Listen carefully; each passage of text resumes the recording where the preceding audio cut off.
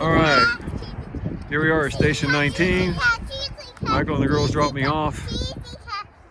They got a tour of the facility. They helped me make my bed. Got a snack and a drink in the hiker lounge. Very cool. Very cool. It was a fun day. We got to meet a hiker. Got to meet 2 or 3 hikers and talk to them. Scout said everybody here is so nice. And on the way here, we met a hiker. We dropped him off. Yeah, we brought him back to the trail. Gave a hiker a ride. Oh, here, Rose. Kids got a full experience on. They did. A quick little glimpse into the world of the ATV hiker. Bye. Love you guys. Bye, Big Booty. All right, Booty. All right, I love you. Love you, son. Thanks for bringing me over. Yeah, that was great. That was fun. All right, enjoy. Take it easy.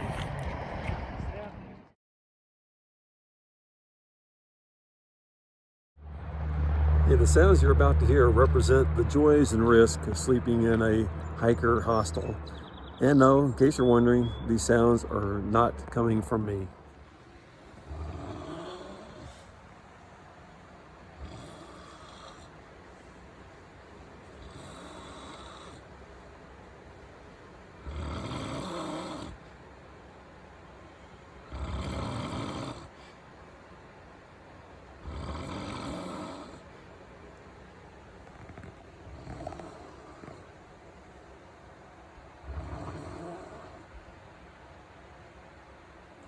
This is a Sunday morning, and just being dropped off. I'm on a slackpack, 14 miles or 15 miles down to back to Station 19. There's Dave, the owner. Just dropped me off. The other guys are heading north. See you guys. And I'm up on Forest Road 293 and doing like I said, a slackpack. I'll be heading south down that trail. See how the leg feels, the foot feels, the boots feel. A good test. All right, just a little ways into my southbound slackpack. Feels awesome to have on a very light pack. I mean, I just have a few water, filter, a jacket, snacks, and lunch, and first aid kit. So anyway, I can tell I've been off the trail. Just going uphill, I'm already a little bit winded. But I understand I'm going to pass some beautiful waterfalls today. And that the trail is actually pretty easy as far as terrain goes, ups and downs. And this is, I said it's Sunday, but it's April 25th. So anyway, slack packing back, check out everything and see how I feel. As soon as I get to some waterfalls, I will get some video. One other thing I wanted to say is that there's a term known as the vortex, and people get caught in it sometimes when they're at hostels or in towns. Just it kind of sucks you in, you get comfortable, it's easy to stay there, and you start kind of making that transition away from the trail mindset into one of more comfort. And since I've been off the trail for a week, because it was last Sunday a week ago when I hiked 7 miles down into Station 19 to start resting my shin splint.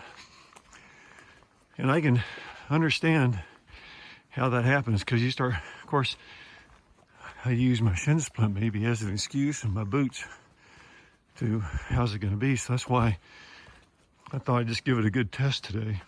Slack packing is a good way without having to completely cut that umbilical cord, if you will, back to that other universe. But at the same time, letting me test out my leg and my boots. So I'm doing that, and I'm happy to report, literally, after I got out of the van when Dave dropped me off, and I just took 2 steps onto the trail heading south, it felt good. So felt comfortable back into this other universe, and glad I'm here and having a chance to just enjoy it once again, the beauty of nature. So I wasn't sucked into the vortex, but I can understand how that could happen to people. They just end up staying, getting a job, liking the town, whatever it is. So onward. All right, one of what I think is many, at least a couple, little waterfalls along the trail.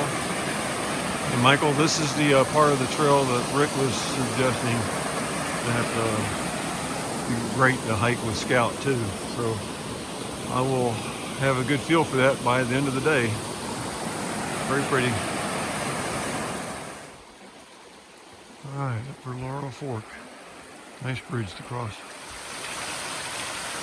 Okay, I just been about 4.8 miles. Just stopped at a shelter for 20-30 minutes to rest and have something to eat. Started visiting with another hiker that was there. And just shortly later, heading south still, coming upon this cool waterfall. It goes right across the trail. That'd be a nice one to take a shower under, it looks to me. If you can get up there, it looks pretty, like today anyway, pretty slippery. Trying to do that.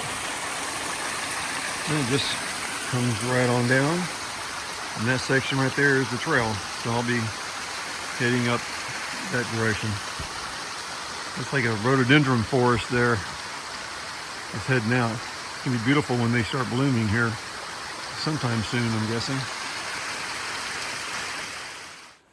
All right, and because I'm heading southbound and not north, the mileage is a little bit messed up, and there'll be someplace up here in a few miles where I'm sure there is a 400 spelled out in sticks or painted onto a tree or something, or to a rock. But plus or minus probably a quarter mile, I have passed the 400 mile mark. I just don't know exactly where it is. So anyway, that's cool. Glad to knock another 100 miler off. Looking forward to reaching 500. So starting the process. Oh, you like my cute pack? Can't really see it, but the straps give you an idea. That's my little slack pack they gave me. Pretty meadow. Right there. I've come across, and it overlooks this now slightly swollen river from the rains last night. And my understanding is that there's an awesome waterfall up ahead. So I look forward to getting there. Just an awesome part of the trail. I mean, one, it's level. Two, it's not going through all trees. So you got this little meadow on one side and this river on the other. Looking for a spot, hopefully at the waterfalls, I can take off my boots and socks and just soak my feet for a while. Sounds good. Very pretty. And there's a sneak peek at the falls I'm gonna be able to hike to. That's a good 100, 150 feet above me from where I'm standing right now. So I look forward to getting there. It looks beautiful. Pretty awesome falls here. Straight up for me. And it comes down and just rolls down these rocks. This must be slippery as hell. So I'm taking the chance to put my feet in the water. And it just continues on downhill. Beautiful Jones Falls. Just have a little bit of lunch while I'm sitting here. Well, Jones Falls was definitely beautiful. Had a good lunch, soaked my feet. That water was cold. You can just see the falls to the trees there. It's about a quarter-mile round trip, so not too far at all. So I've been 8.2 miles and got 4 or so miles to go. No, 6 miles to go.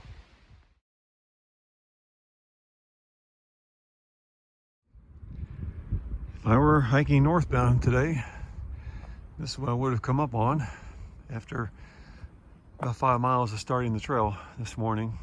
Of course, I'm going southbound, so I've been checking. I knew this is somewhere nearby, so that's cool. Though I have passed 400 miles, both officially and even more officially. So I'm probably around 404 miles heading back southbound, but that sounds pretty cool.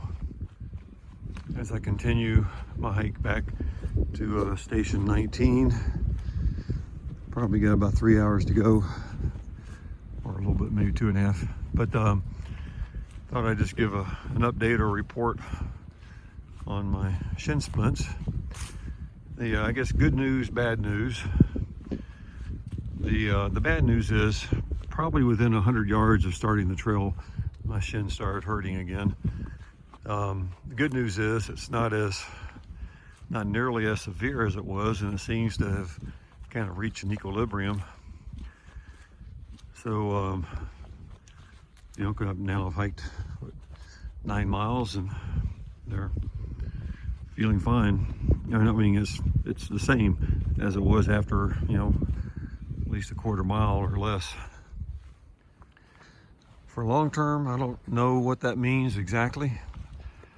My goal still is to reach Damascus, Virginia, which after today will be about 55 miles. So even though I'm averaging 2 miles an hour, I feel like I have been walking slower. Not really walking. My speed's the same in terms of my gait, but I'm taking slightly shorter steps.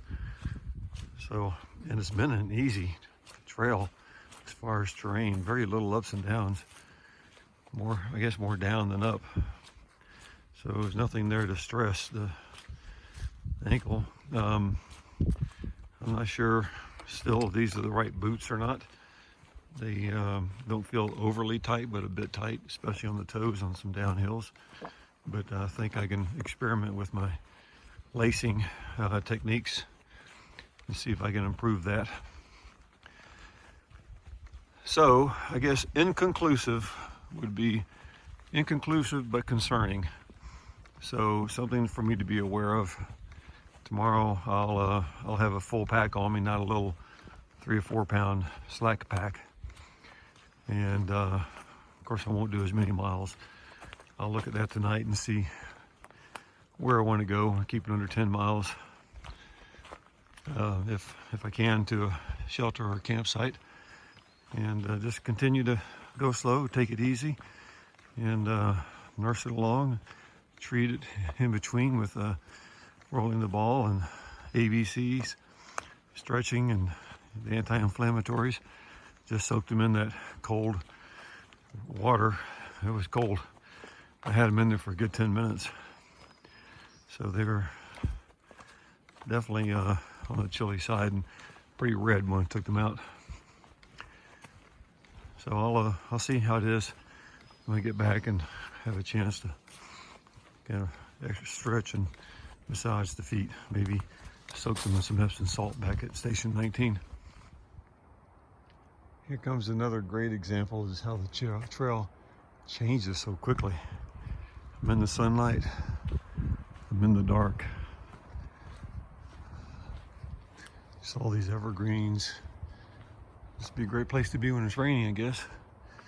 Well, at least you won't get pelted.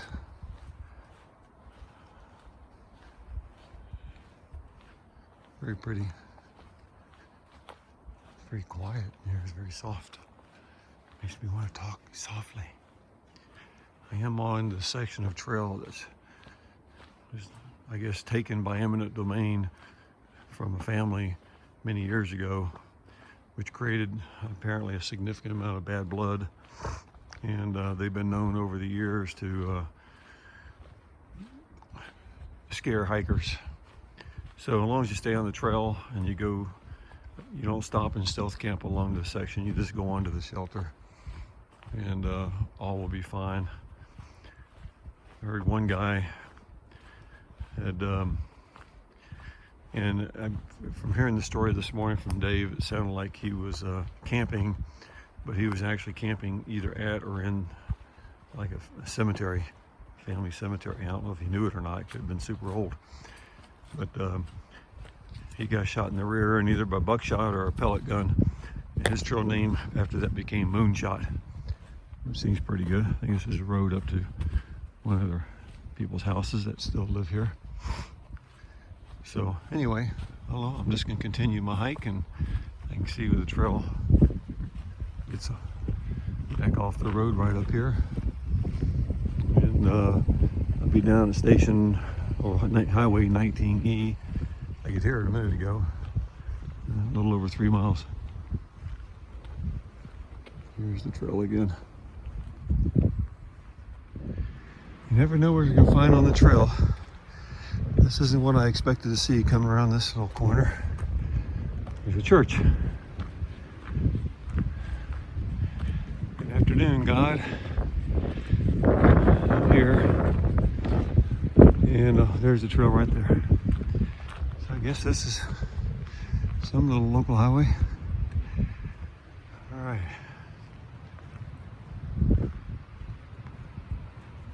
That must be the family cemetery over there. From the story I heard, you have to really not be using your head to go camp there. I mean, there's fresh flowers on it, so it's obviously actively maintained and used. So anyway, I'll just be whistling past the cemetery.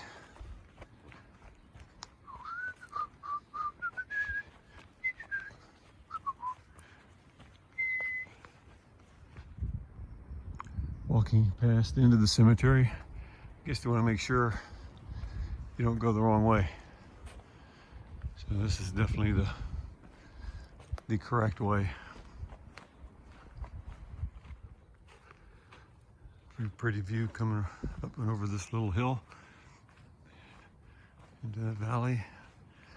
Yeah, I wanted to amend one thing I said earlier about just how your mind works on the trail, and the idea I picked up from watching a backpacker just go past me.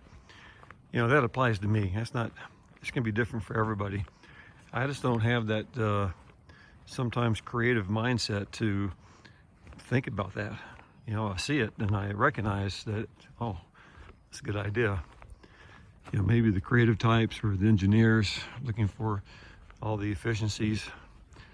So, I mean, I think probably all the, I'm sure there's some I came up with I can't think of, but I think there's one in terms of how I load my pack, just from experimentation. But I think for the most part, I pay attention to what's going on around me and adapt ideas that make sense for me.